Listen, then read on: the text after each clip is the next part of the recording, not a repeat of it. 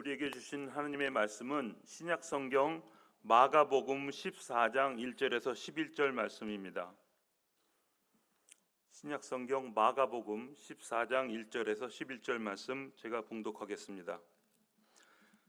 이틀이 지나면 유월절과 무교절이라 대사장들과 서기관들이 예수를 흉계로 잡아 죽일 방도를 구하며 이르되 밀란이 날까 하노니 명절에는 하지 말자 하더라.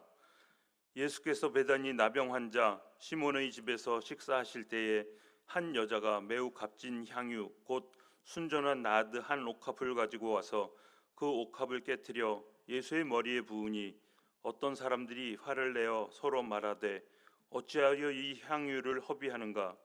이 향유를 300데나리온 이상에 팔아 가난한 자들에게 줄 수 있었겠도다 하며 그 여자를 책망하는지라. 예수께서 이르시되 가만두라. 너희가 어찌하여 그를 괴롭게 하느냐? 그가 내게 좋은 일을 하였느니라. 가난한 자들은 항상 너희와 함께 있으니 아무 때라도 원하는 대로 도울 수 있거니와 나는 너희와 항상 있지 아니하리라. 그는 힘을 다하여 내 몸에 향유를 부어 내 장례를 미리 준비하였느니라.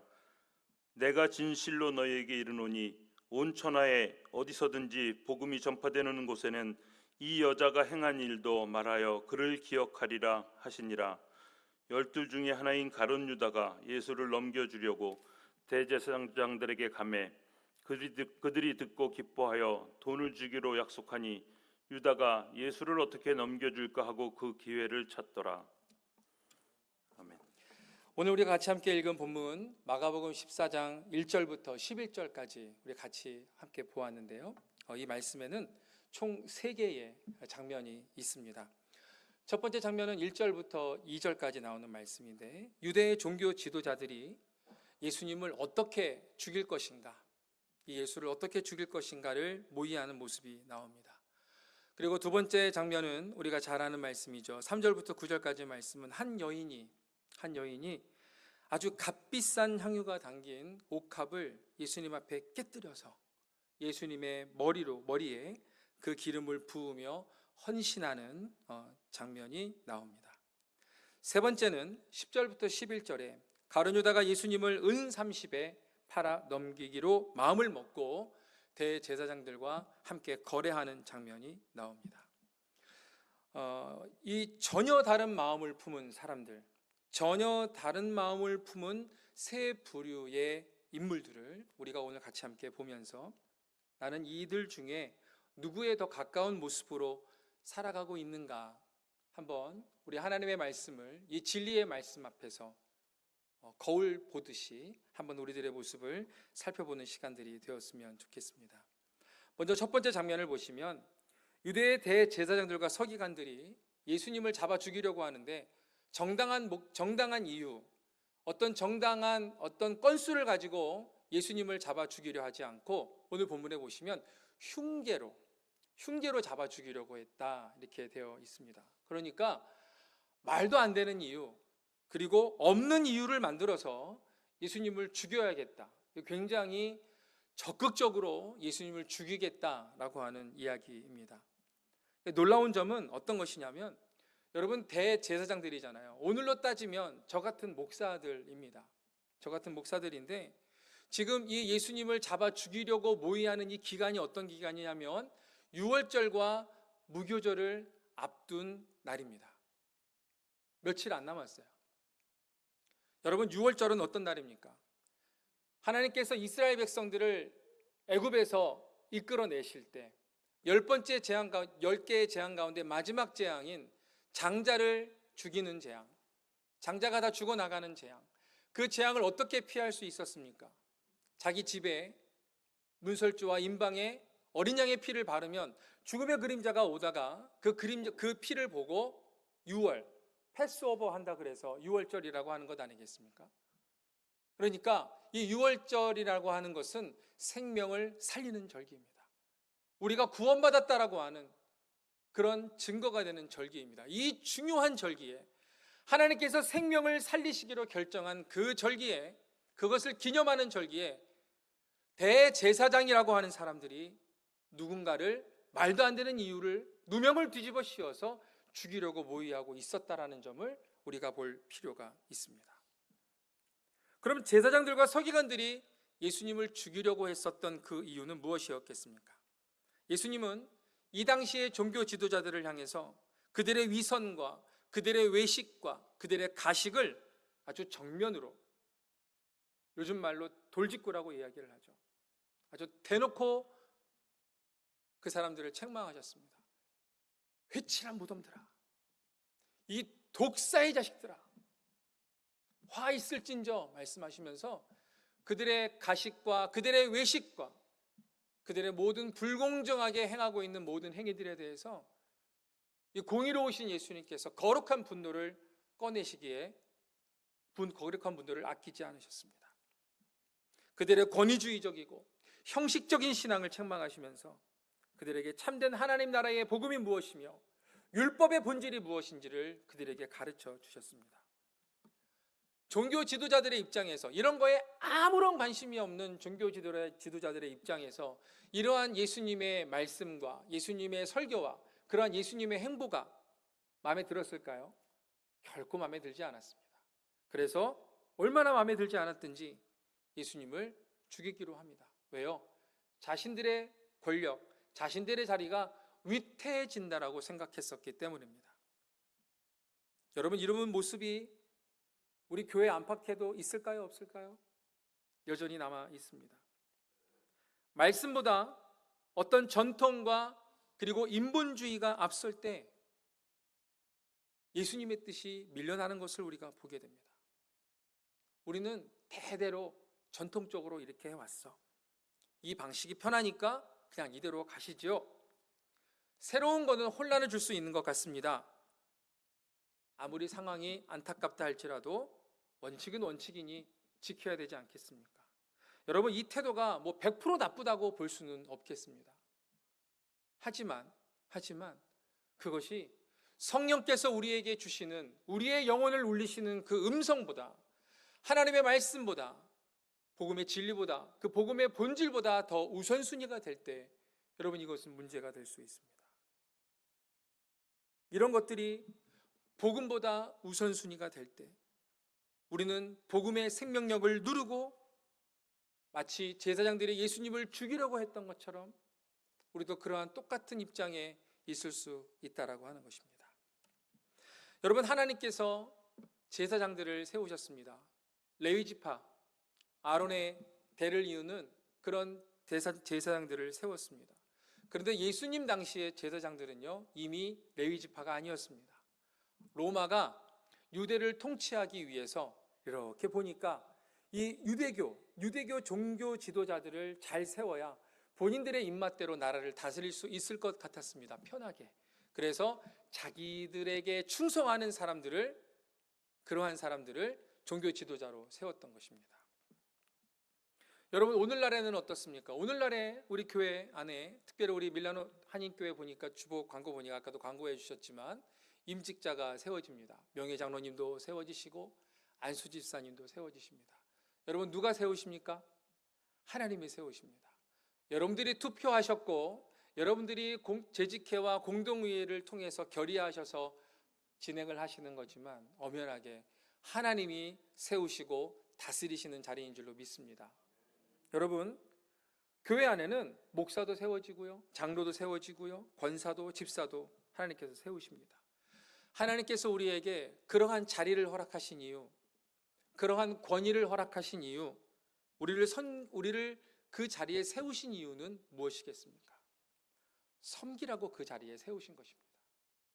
예수님께서 이 땅 가운데 오셔서 하셨던 말씀을 여러분 기억하시죠? 내가 온 것은 양으로 생명을 얻게 하고 더 풍성히 얻게 하려 함이라. 그리고 나는 섬김을 받기 위해서 온 것이 아니다. 나는 도리어 섬기려 하고 죽기 위해서 왔다라고 주님은 말씀하셨습니다. 주님께서 우리에게 직분을 주시는 이유는 섬기는 일을 맡기시기 위해서입니다. 교회가 말씀 가운데 바르게 세워지도록 하나님께서는 직분자들을 세우셨고요, 교회가 말씀대로 가지 않고 복음의 본질 따라 가지 않을 때 그것을 바로 잡으라고, 그것을 온전히 세우라고 하나님께서는 직분자들을 세우셨습니다. 하지만 이런 교회 안의 권위가 섬김이 아닌 무언가를 통제하고 무언가를 조정하고 무언가를 억압하는 수단이 될 때, 여러분, 이러한 모습은 예수님을 대적하고 예수님을 죽이려고 모의했었던 대제사장들과 별반 다르지 않다는 생각을 가지게 됩니다. 제사장과 서기관들은 아까도 말씀드렸지만 가식적이고 형식적인 사람들이었습니다. 여러분, 형식적인 신앙생활 가운데 대표적인 게 있습니다. 무엇이냐면 신앙은 신앙이고 사회생활은 사회생활이다.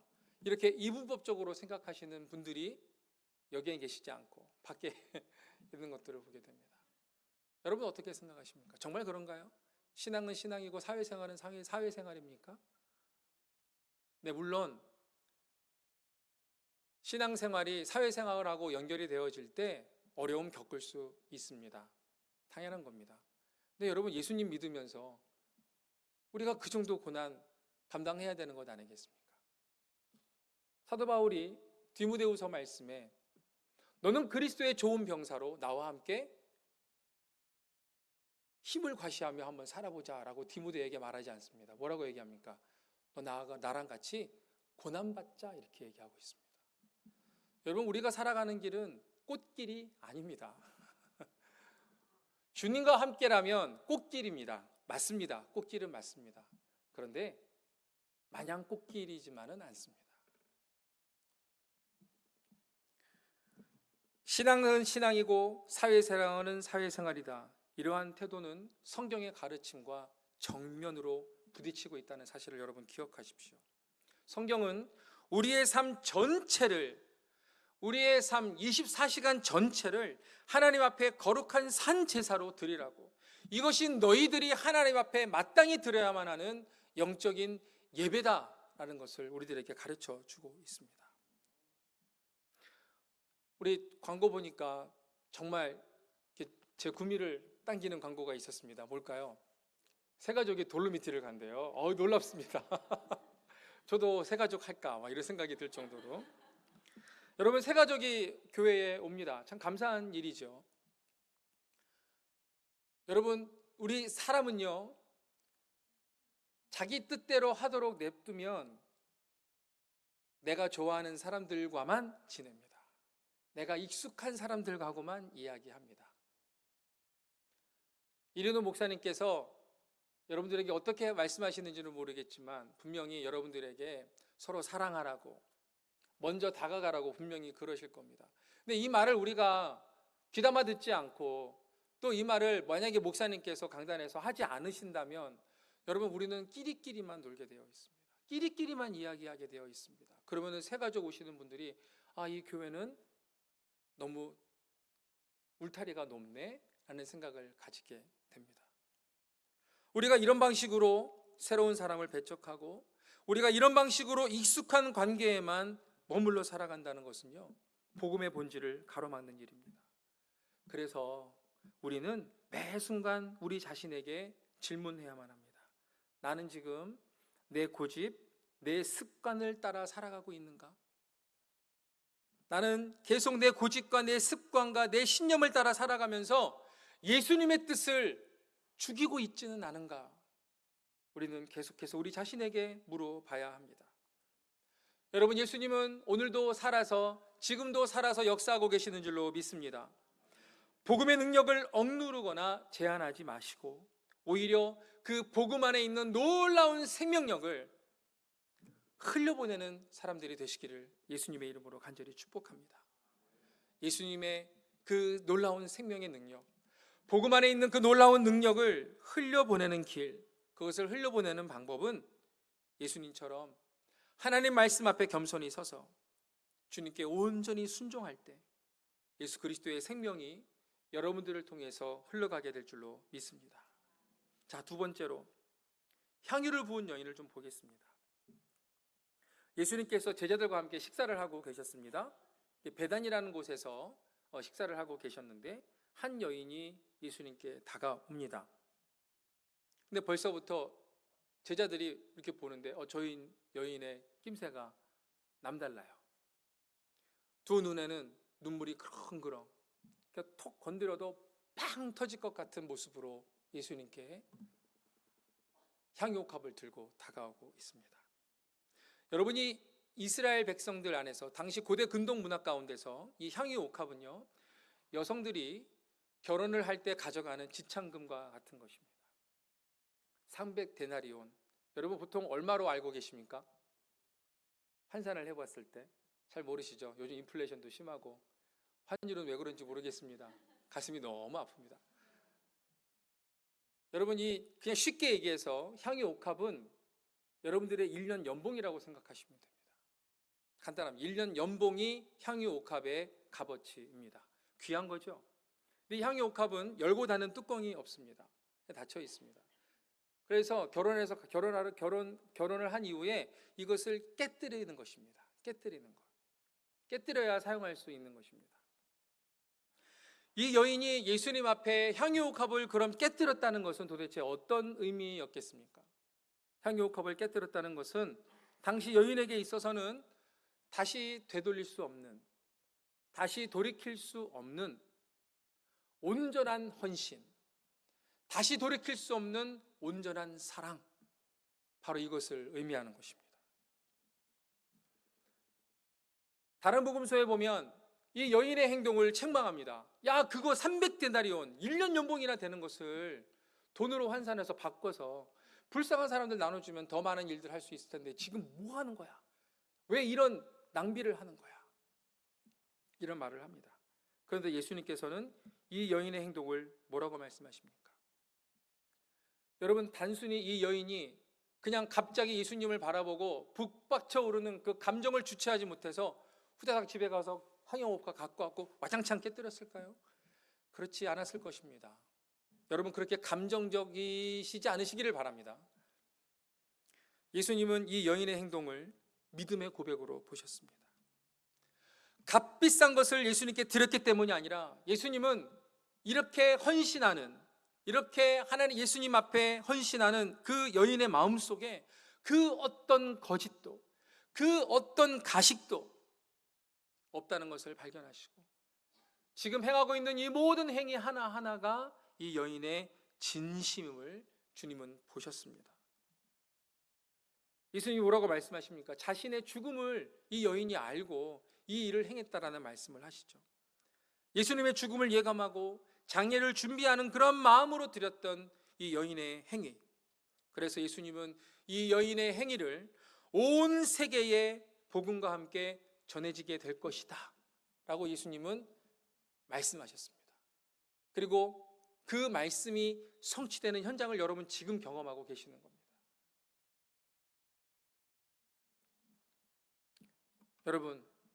여러분들은 예수님 앞에 무엇을 깨뜨려 살아가고 계십니까? 여러분들은 무엇을 예수님 앞에 깨뜨리며 살고 계십니까? 우리 모든 그리스도인들에게 예외 없이, 이곳에 계신 모든 분들 가운데 예외 없이 공통적으로 요구되는 세 가지를 여러분들에게 말씀드리겠습니다. 잘 들어보시길 바랍니다. 첫 번째로, 모든 그리스도인들은요, 시간을 깨뜨리는 사람이 되어야만 합니다. 주님 앞에 내 시간을 깨뜨리는 것은요, 현대판 향유옥합을 깨뜨리는 것과 같습니다. 아침에 일찍 일어나서 새벽 예배하고 또 묵상하는 것, 여러분 쉽습니까? 어렵습니까?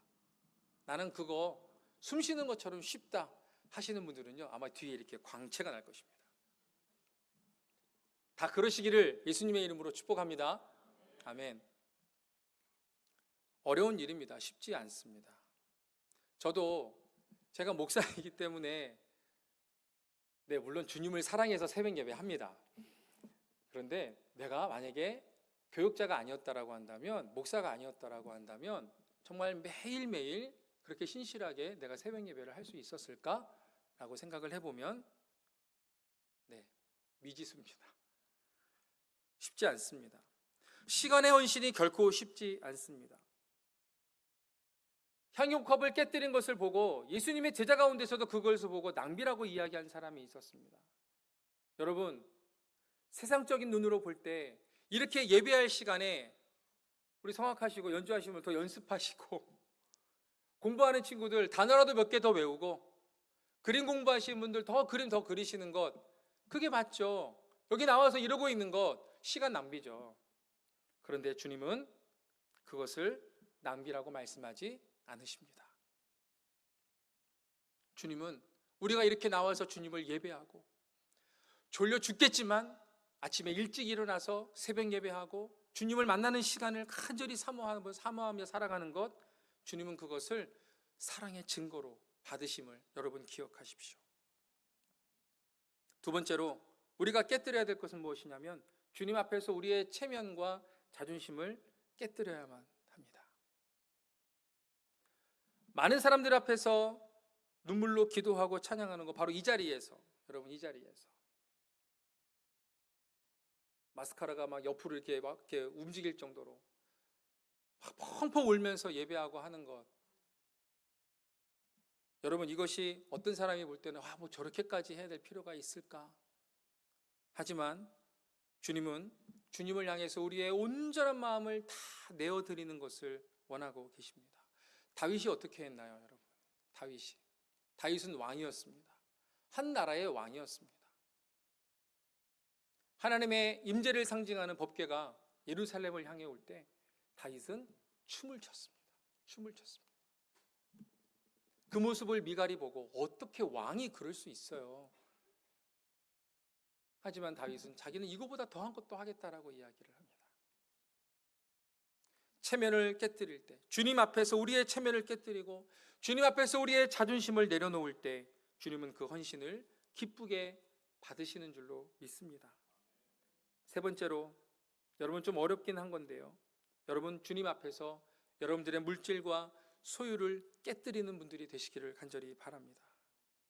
여러분 지금 가장 귀하게 여기고 계시는 것들이 무엇입니까? 여러분들이 가장 내 인생에 있어서 가장 중요한 가치다라고 여기고 있는 것, 여러분 어떤 것이 있으십니까? 내가 가장 귀하게 여기는 소유, 내가 가장 공을 많이 들였던 계획들, 또 그것을 인해서 성공하고 이룬 성취들, 여러분 이것을 내 것이라 여기지 아니하고 주님의 것이라고 말할 수 있고 그렇게 주님께 드릴 수 있을 때 여러분 그것은 여러분들의 진정한 향유 옥합이 될 것입니다. 11조, 헌금, 사역, 선교, 그리고 나눔과 섬김, 이 모든 것들이 여러분들의 믿음을 주님 앞에 표현하는 하나의 통로입니다. 혹시 지금도 주님 다른 건 다 괜찮은데요, 이것만큼은 안 됩니다. 주님, 다른 건 다 괜찮은데 이것만은 안 되겠습니다 라고 선을 딱 끊는 경우들이 있습니다. 근데 여러분, 만약에 여러분들 안에 지금 머릿속에 막 떠오르는 그게 만약에 있으시다면 여러분 그게 바로 주님 앞에 가장 먼저 깨뜨려야 될 향유 옥합일지도 모르겠습니다. 주님은 그것을 받기 원하십니다. 이것도 소중하게 여기고 주님도 소중하게 여기고, 이거 주님이 된다고 말씀하셨습니까? 불가능하다고 말씀하셨습니까? 모르시나 봐요. 불가능하다고 말씀하셨습니다. 우리 주님은 값어치가 아닌 우리 마음의 진심을, 우리 안에 주님을 향한 온전한 믿음을 기뻐하시는 줄로 믿습니다. 자, 이제 세 번째 장면을 보겠습니다. 가룟 유다에 대한 이야기입니다. 여러분 가룟 유다가 어떻게 했는지 다 알고 계시잖아요, 그렇죠? 이미 2000년 동안 이 스포일러가 계속 되어 와가지고 우리는 이 장면을 너무나도 반전이라 생각하지 않고 여기고 있습니다. 그런데 여러분들이 만약에 이 스토리를 아예 모르는 상태에서 이것이 영화로 만들어져서 보고 있는데 갑자기 예수님이 제자들의 발을 씻기시고 막 은혜로운 장면, 그래서 막 눈물을 펑펑 쏟으면서 영화를 보고 있다가 갑자기 씬이 바뀌면서 장면이 바뀌었는데 가룟 유다가 대제사장들 앞에 서 있어요. 그리고 은 30을 받으면서 예수님을 넘겨줄 계획을 짜고 있어요. 두둥. 엄청난 반전이죠. 감동이 없으신가 봐요, 전혀. 어마어마한 반전입니다. 다른 사람도 아니고 12제자 중에 하나였던 가룟 유다. 그래도 그 모임 안에서, 그 예수 공동체 안에서 가장 산수가 빠르고 계산이 빠르고 그리고 제일 정확하고 제일 믿을만 해서 전대를 맡겼던 사람, 그 사람이 가룟 유다였습니다. 그런데 그 가룟 유다가 예수님을 은 30에 팔기로 결정합니다. 여러분, 은 30은 당시 노예의 값이었어요. 노예 한 명의 값이었어요. 유다는 예수님을 단순히 돈으로만 판 것이 아니었습니다. 이 가룟 유다는 자신이 기대했었던 메시아의 모습이 있었습니다. 자신이 생각했었던 길이 있었습니다. 예수님은 이 길로 가야 해. 예수님은 이러한 메시아여야만 해 라고 하는 관념이, 신념이, 생각이 가룟 유다 안에 있었습니다. 그런데 예수님이 너무나도 전혀 다른 길을 가고 계시는 거예요. 자기의 생각과는, 자기의 기대와는 전혀 다른 길을 가고 있는 예수님을 발견하게 됩니다. 그러면서 예수님을 마음 가운데서 조금씩 밀어내기 시작합니다. 그리고 예수님을 향해서 걸었었던 기대들을 조금씩 포기하게 됩니다. 이 마음이 갑자기 생겼을까요? 분명 성경에는 사단이 가룟 유다의 마음에 예수님을 배반할 마음을 심었다라고 이야기를 하고 있습니다. 갑자기 된 일은 아닐 것입니다. 오랜 시간 전부터 자신의 생각과 자신의 관점과 자신의 기대와 다르게 움직이시고 말씀하고 계시는 예수님을 자신의 마음 가운데서 밀어냈고 결국 그것이 은 30이라는 숫자로 그 마음이 드러난 것뿐입니다. 지금 여기에 계신 우리 밀라노 한인교회 성도님들 가운데서 나는 예수님을 은 30에 팔아야만 하겠다 라고 말씀하실 분은 한 분도 안 계실 겁니다. 당연하죠. 아무도 없을 것입니다. 하지만 우리도 겉으로는 예수님을 믿는다고 고백하면서 실제로는 은 30에 예수님을 팔고는 있지 않았을까? 여러분 한번 생각해 볼 필요가 있지 않을까요? 예수님을 믿는다고 말하지만, 예수님을 사랑한다고 말하지만 실제로는 은 30에 팔고 있었던 우리들의 태도는 무엇이 있었을까? 제가 한번 막 이렇게 연습장에 쓰듯이 그냥 생각나는 대로 브레인스토밍 하듯이 적어봤습니다. 말씀드릴 테니까 잘 들어보십시오. 우리는 때로 세상의 인정과 성공을 더 소중히 여길 때가 있습니다. 신앙생활보다는 커리어와 학업을 우선시할 때가 있죠. 하나님의 말씀보다 사람들의 평가와 반응을 훨씬 더 많이 의식할 때가 있습니다.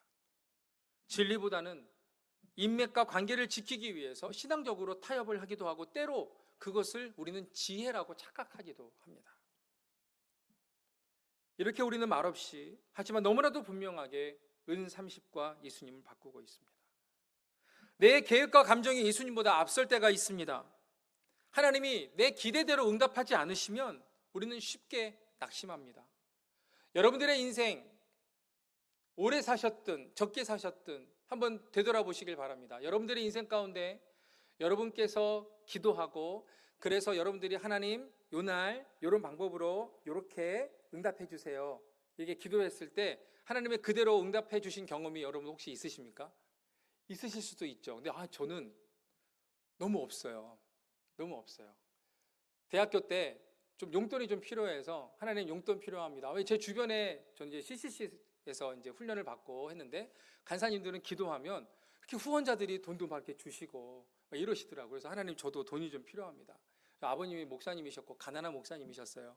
그래서 아버님 그래서 하나님 저도 좀 돈 좀 필요한데 용돈 좀 주세요. 그러면 저는 간사님처럼 누군가 나에게 돈을 주기를 바라는데 일거리를 주시더라고요.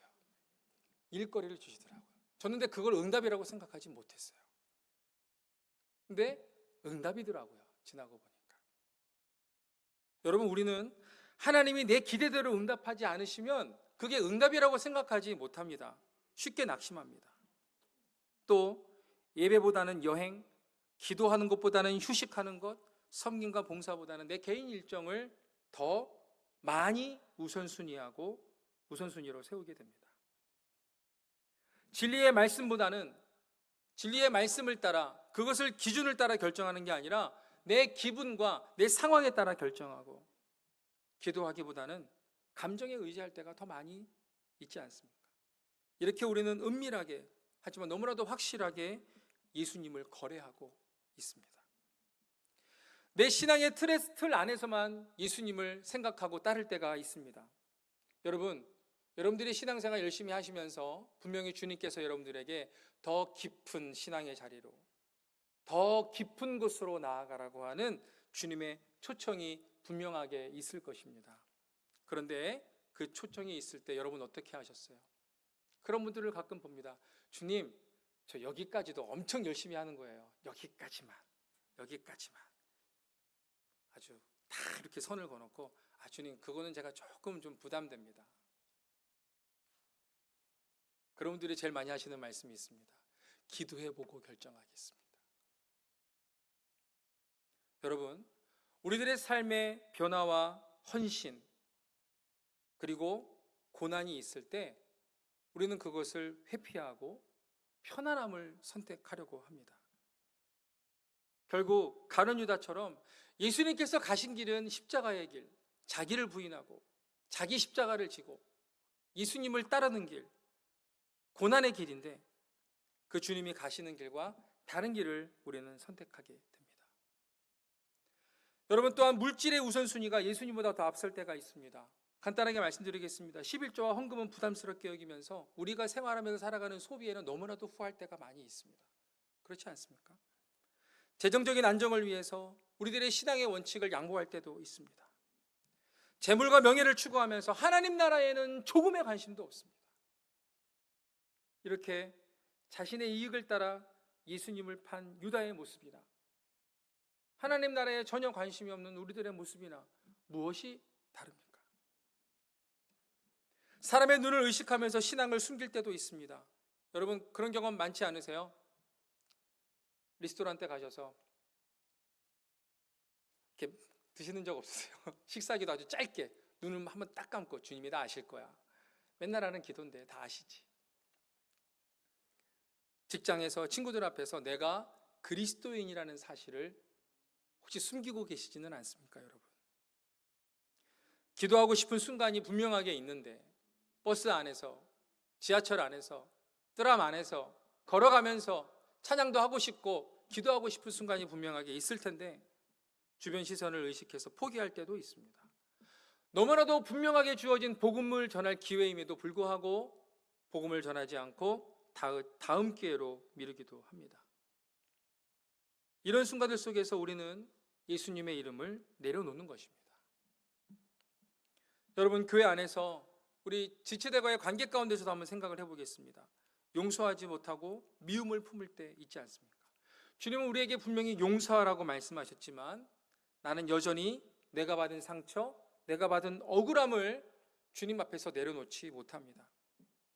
주님은 서로 사랑하라고 말씀하셨어요.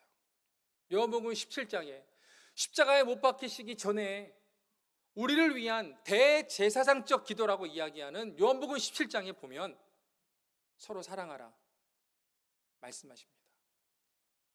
그 전에 제자들에게 세조 발을 닦으시면서 하셨던 말씀도 있습니다. 서로 사랑하라. 이로써 세상이 너희들이 내 제자인 것을 알게 될 것이다. 그렇죠? 우리 그리스도인들의 공동체는 서로 사랑하고 화해하는 것입니다. 그런데 우리는 내 분노는 정당하고 내 권리가 우선이 되어야 돼 라고 하는 생각 속에 사로잡힐 때가 있습니다. 형제를 사랑하는 말씀을 강단을 통해서, 그리고 그 미워하는 장면의 상황 가운데서 하나님이 분명하게 내 마음속에 사랑해라, 용서해라, 네가 먼저 다가가라 주님 말씀하시지만, 아니요 주님, 제가 받은 상처는요, 상처난 제 자존심은요 어떻게 하라고요? 전 그렇게 할 수 없습니다. 나의 자존심과 감정이라고 하는 은 30냥과 예수님을 바꾸는 일들이 우리들의 삶에 허다하게 많습니다. 우리 자신을 살펴보겠습니다. 내 의와 열심으로 예수님을 대신하려 할 때가 있습니다. 나는 열심히 했어. 그리고 나만 열심히 한 것 같아 라고 하는 생각에 교만해져서 다른 사람들을 향한 정죄의 화살을 우리는 아무렇지도 않게 쏠 때가 많이 있습니다. 다른 사람을 정죄하거나 판단하면서 하나님이 부어주신 은혜를 생각하기보다는 내가 한 일, 내가 이룬 일, 내가 기여한 일, 거기에 초점을 맞추게 됩니다. 이것은 내가 주인이 되려고 하는 태도입니다. 이러한 태도는 예수님을 내 삶에서 점점 멀리 밀어내는 행위인 것입니다. 여러분, 이 모든 순간이, 이 모든 일들이 우리들의 일상에 일어나고 있는 일들이잖아요. 이것이 바로 은30의 예수님을 바꾸는 것과 다르지 않다는 것입니다. 그래서 예수님은 오늘도 묻고 계십니다. 제 이름이 상원입니다. 상원아, 너는 무엇과 나를 바꿨니? 오늘 우리는 세 부류의 사람을 만났습니다. 예수님을 죽이려 했던 제사장들을 봤고요. 그리고 예수님 앞에 진실한 마음과 정말 뜨거운 사랑으로 향유 옥합을 깨뜨렸던 여인을 보았고요. 그리고 예수님을 은 30냥에 팔아버린 제자 가룟 유다를 보았습니다. 묻겠습니다. 여러분들은 지금 누구처럼 살고 계십니까? 가만히 생각해 봤습니다. 나는 어디쯤에 있을까? 나는 어디쯤에 있을까? 그리고 지금까지 내가 살아왔었던 인생은 주로 어디에 있었나 생각을 해보았습니다.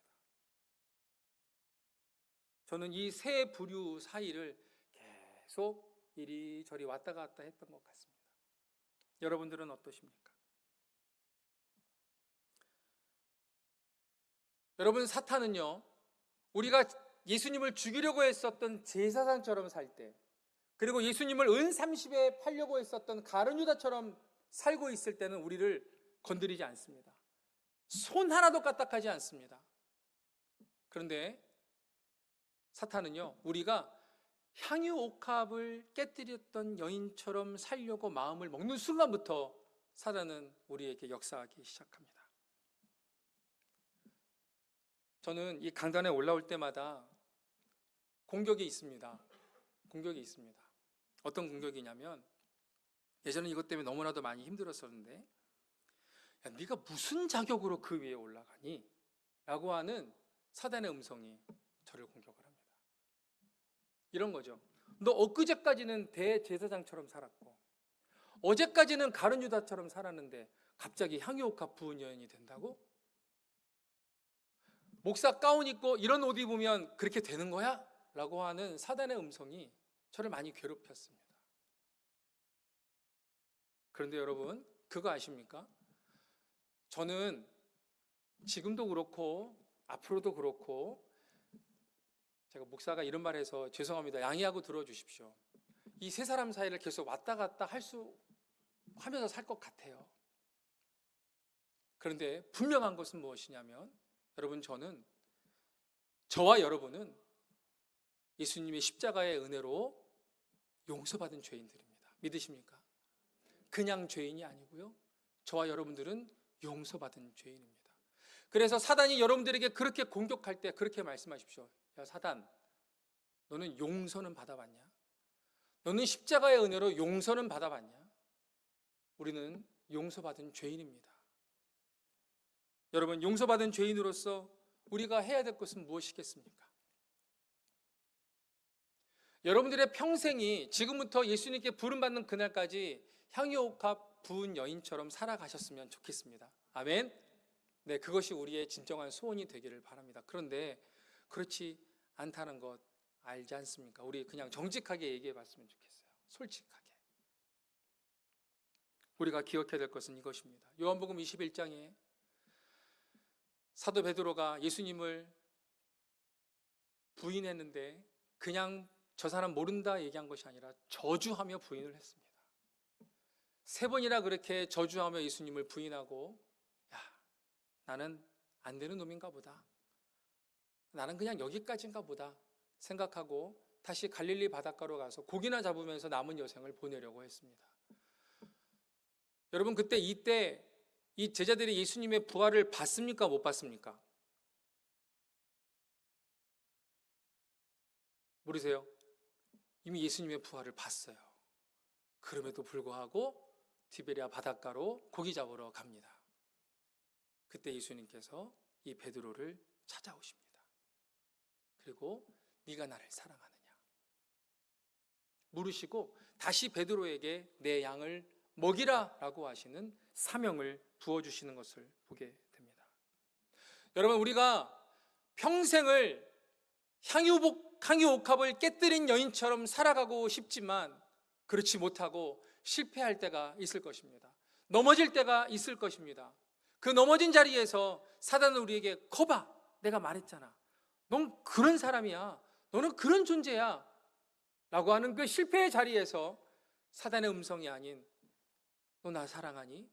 내 양을 먹이라라고 하시는 그 실패의 자리에서 다시금 우리를 일으키시는 예수 그리스도를 의지하고 바라보며 살아가시기를 예수님의 이름으로 간절히 축원합니다. 향유옥합 부은 여인으로 살아가기를 여러분 포기하지 마십시오. 그 여인처럼 살아가는 삶을 결코 포기하지 마십시오. 실패하고 넘어진 그 자리에서 주님, 제가 또 넘어졌습니다. 그런데 주님, 저 여전히 그 여인처럼 살고 싶습니다. 여전히 내 삶을 깨뜨려서 주님 앞에 살아가고 싶습니다. 여러분, 이 고백이 여러분들의 인생 가운데 끊어지지 않기를 간절히 축원합니다. 주님이 그것을 원하십니다. 우리가 그 마음을 품고 살아갈 때 주님은 우리에게 힘주시고 내가 너를 사랑한다, 내가 너 때문에 이 기쁨을 이기지 못한다 라고 말씀하시는 줄 믿습니다. 여러분, 향유옥합 부은 여인으로 살아가십시오. 우리의 신랑 되신 예수 그리스도, 그 예수 그리스도의 거룩하고 정결한 신부로 살아가기로 애쓰십시오. 마음을 작정하십시오. 실패하고 넘어졌을 때 다시 일어나십시오. 그리고 거룩한 삶을 향한, 정결한 삶을 향한 여러분들의 삶의 애씀과 노력을 계속 행하십시오. 몸부림치십시오. 그것이 우리들이 살 길인 줄로 믿습니다. 향유옥합을 부인 여인처럼 여러분들의 시간을 깨뜨리고 여러분들의 자존심을 내려놓고 여러분들의 물질과 여러분들의 모든 것을 주님 앞에 다 드려 살아가심을 통해서 하나님의 사랑이 얼마나 풍성하신지, 오늘 우리 찬양대가 찬양해 주신 것처럼 하나님의 약속, 내가 영원 끝날까지 함께하리라 하시는 그 영원한 약속, 나는 너희의 하나님이 되고 너희들은 내 백성이 되리라 하셨던 그 주님의 언약이 여러분들의 삶에 풍성히 경험되시기를 예수 그리스도의 이름으로 간절히 축원합니다. 기도하겠습니다. 사랑과 은혜가 풍성하신 아버지 하나님, 감사드립니다. 주님, 향유옥합 부은 여인으로 살아가는 일을 포기하지 않게 하여 주시옵소서. 끝까지 이 믿음 가지고 살아가게 하여 주시옵소서. 예수 그리스도의 이름으로 기도합니다. 아멘.